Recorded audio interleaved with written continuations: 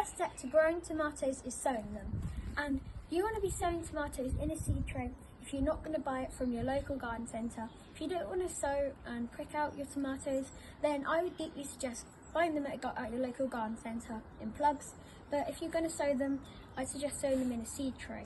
So this is a seed tray. They come in lots of different sizes. It's just a shallow tray. Your tomatoes will only spend a day or so in here once they have germinated.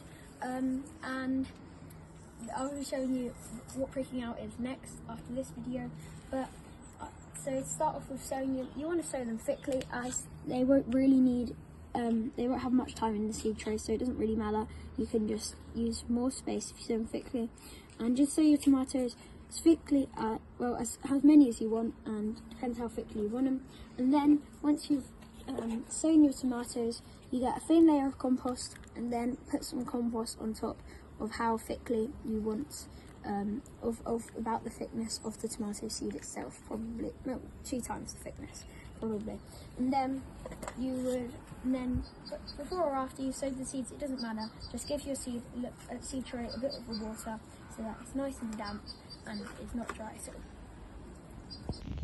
once your tomatoes have germinated, you want to prick them out. So as they're on the seed tray and they won't last, they won't have to have their own space, you want to prick them out into their own individual module. So there are tons of tomatoes here and they need their own space. So what you do, you get a pencil. Pencil is a great thing to use for this. And then leave it out the roots, and then you have their root you see here. And then you make a hole in the module, push the tomato in, bury the stem, and there we go. And then just do it with all your tomatoes which you want to prick out. And yeah, that's it.